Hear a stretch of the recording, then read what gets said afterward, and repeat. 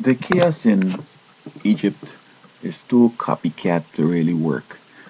I don't think the world is ready for no worldwide revolution. I think that is Egypt being one of the first Islamic states and perhaps a leader in the Islamic world could have had its own little niche, its own type of revolution. Now, this chaos in Egypt basically is being exploited, as I could see, by some charlatans, people who had been out of the country and just looking to lap up the power, others who have their own little nefarious agenda. But um, you know, it seems to me that many times when people are expecting change, they usually get a change, but not like Obama's change. It's usually a change from bad to worse. We see in the former Soviet Union, and even in the various independent states um, that became the Associated States.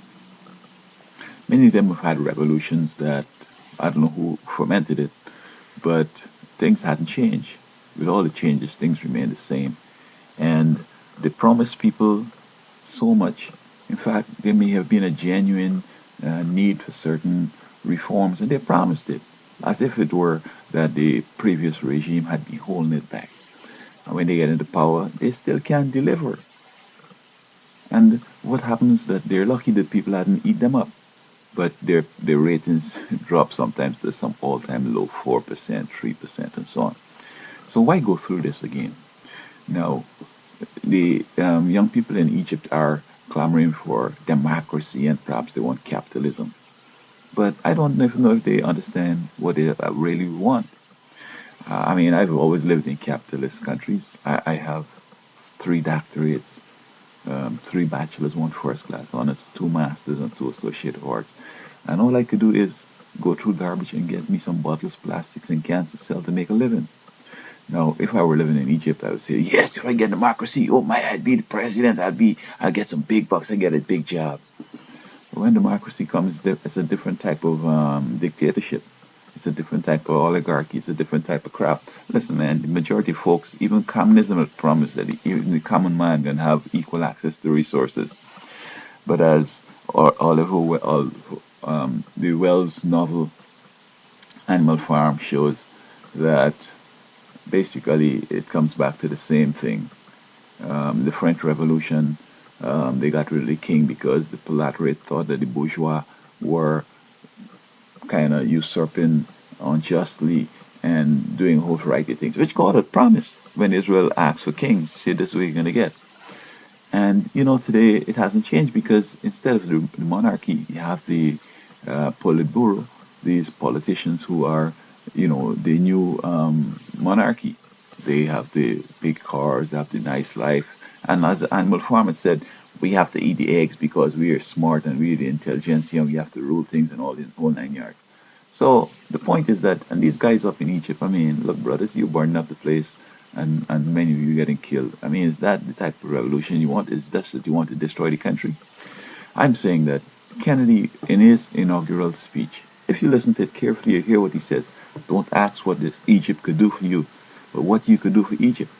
Now, I believe that if these young people, and perhaps the government should have set up facilities, if while they were in universities, they had come together and said, you know what, let us come up with a plan for Egypt.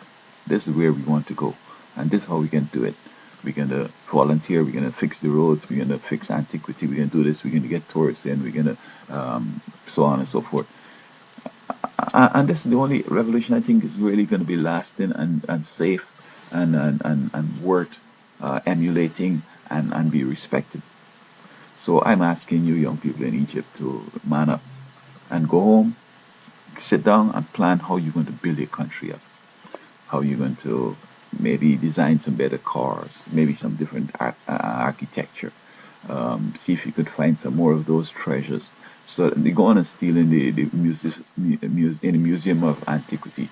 Now you're throwing away the culture, you're throwing away tourist attractions and so on. So man, listen, I'm recommending, brothers, let's stop this thing, man.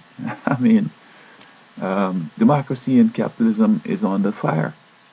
It has been suffering some serious setbacks. Look in Europe, look Greece, look Spain. So if you think democracy is the solution to your problem, you're going to have a different set of problems. So work with your government. Let us all put together our energies together to make the world a better place, as opposed to the threats and the fires and the burn of the place and the attacking the government and so forth.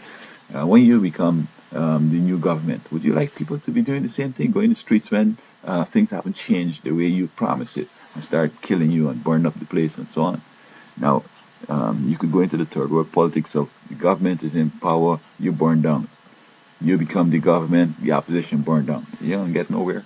And the facts, if you start burning down them museums and them artifacts and all that stuff, then you're going to be putting yourself in a box. So I'm appealing to you brothers in Egypt. This is the true revolution you need to do. This is how you need to do it. And this one is going to be lasting, respected, and I'm going to put Egypt in high regards in the world.